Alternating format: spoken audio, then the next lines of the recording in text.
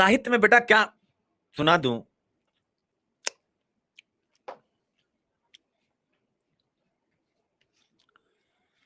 कुछ पंक्तियां हैं जो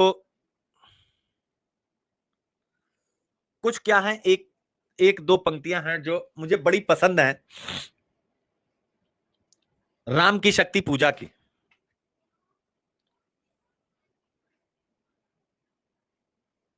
ठीक है, तो वो आप सुन सकते हैं। प्रसंग है और बहुत कुछ सुनाता रहूंगा, ऐसा नहीं बीच बीच में, लेकिन अभी आपको मोटिवेट करना है क्योंकि इसके प्रति प्रसंग है।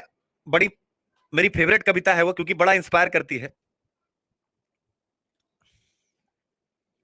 प्रसंग है कि राम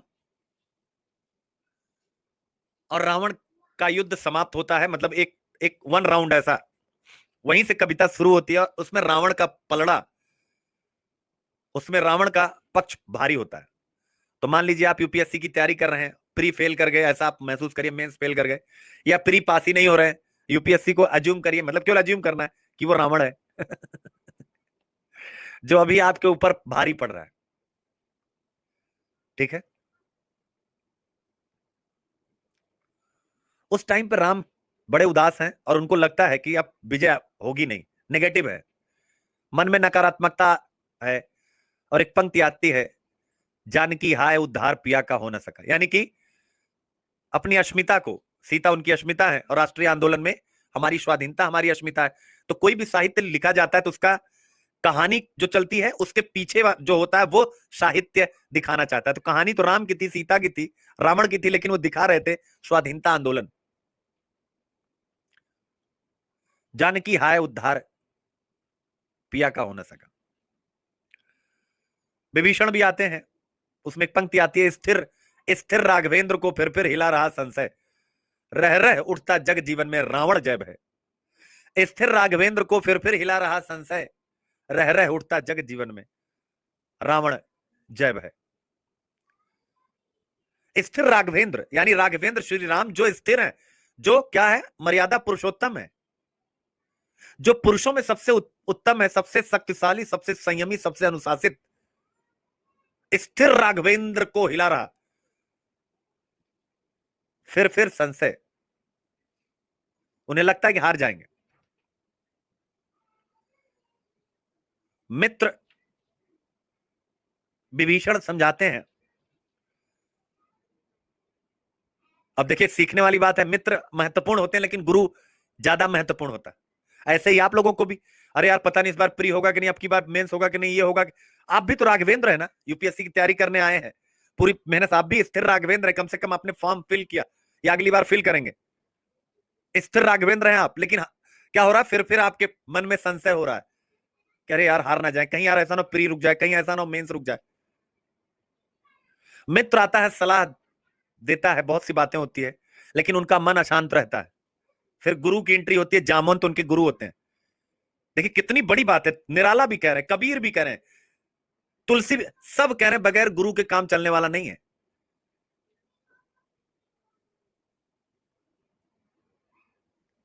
जामवंत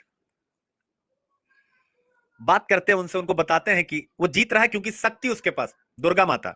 मैं बताऊंगा दुर्गा का कैरेक्टर कविता में कहां से आया, क्योंकि कुछ टाइम, इनफैक्ट आप समझ सकते हैं, अपने अपने बचपन का काफी टाइम उनका बंगाल में बीता था, निराला जी का। तो बंगाल में अगर कोई भी साहित्यकार रह जाए जिसका मन साहित्यिक हो, तो दुर्गा माता का कैरेक्टर उसके साहित्य में आ ही जाएगा।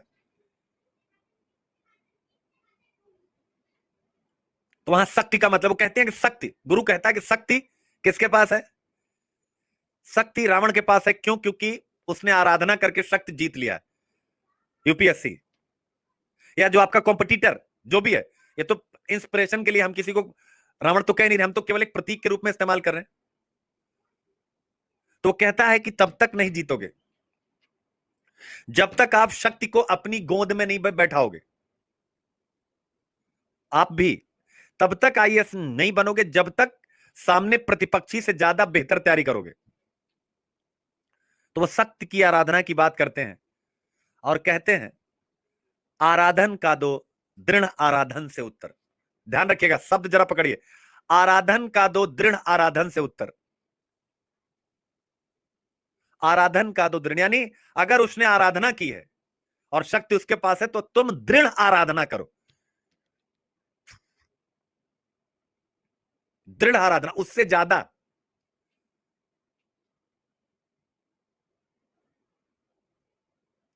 सत्य की करो, मौलिक कल्पना करो, पूजन।